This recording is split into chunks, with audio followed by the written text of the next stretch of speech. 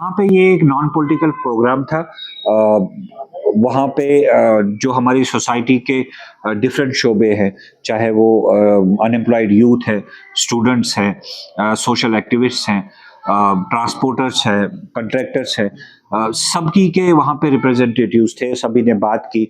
और जो एक पिक्चर उभर के सामने आई वो यही है कि खिता चनाब आज भी आज़ादी के इतने साल भी बेसिक अम्यूनिटीज से महरूम है।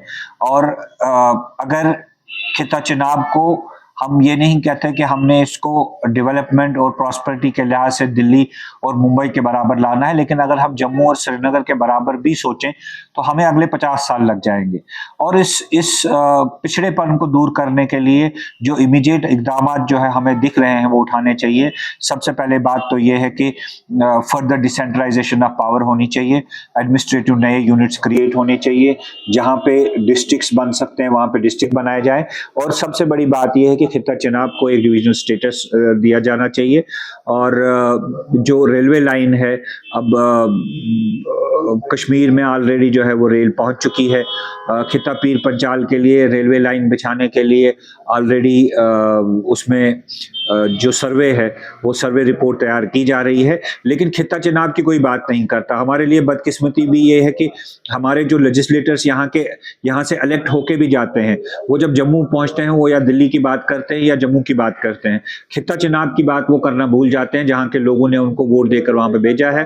वो रेलवे लाइन जो है, हम ये डिमांड करते हैं कि रेलवे लाइन भी जो है वो चनाब वैली में आनी चाहिए, डोडा कपरन रोड बनना चाहिए, वाइलू टनल बनना चाहिए। यहाँ पर एक जो है हायर एजुकेशन इंस्टीट्यूशन के पैटर्न पे यहाँ पे एक यूनिवर्सिटी खिता चनाब में कायम होनी चाहिए, मेडिकल इंस्टीट्यूट कायम होने चाहिए, जिससे कम से कम हमारी जो है ये जो पिछड़ापन है ये कहीं किसी हद तक दूर हो जाए। चनाब वैली को डिवीजन का दर्जा देने पे एनसी का कहना है डिक्सन प्लान है और बीजेपी का कहना है भारत को तोड़ने की एक साजिश है। आप किस तरीके से देखिए, एनसी भी इसके विरोध में और बीजेपी? देखिए, जब खिता चनाब की बात आती है तो नेशनल कॉन्फ्रेंस और भारतीय जनता पार्टी हमेशा सेम पेज पे नजर आती है।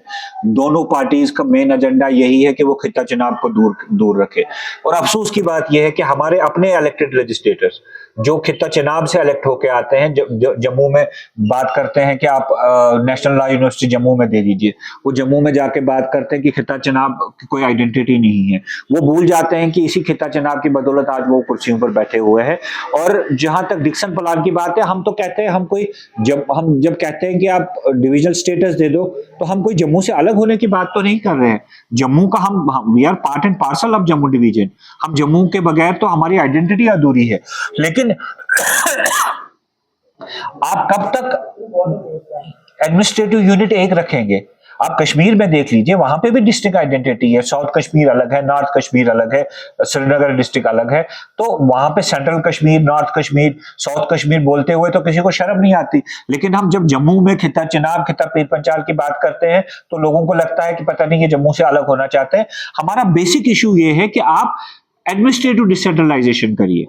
आपने अगर भारतीय जनता पार्टी को लगता है कि हम लोग कुछ अजीब सी बात जो है वो कर रहे हैं, तो यही भारतीय जनता पार्टी के टाइम में तो एलजी के टाइम में तो ऑलरेडी आपका चीफ इंजीनियर पीर पंचाल और chief engineer Chenab valley already establish हो चुका है।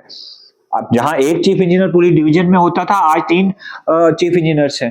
तो हम कहते हैं कि यही जो है आप सिविल एडमिनिस्ट्रेशन और पुलिस एडमिनिस्ट्रेशन में भी करिए। पुलिस एडमिनिस्ट्रेशन में ऑलरेडी है आपका डीआईजी डोडा, जो किश्तवाड़ रेंज है वो अलग है, उधमपुर रियासी रेंज अलग है, जम्मू सांबा रेंज अलग है, पीर पंचाल रेंज जो है वो अलग है। तो सिविल एडमिनिस्ट्रेशन में यही डिसेंट्रलाइजेशन, जहां लोगों को कम से कम बार बार जो है अपने कामों के लिए जम्मू ना जाना पड़े, तो उसके लिए मुझे नहीं लगता किसी को ऐतराज होना चाहिए।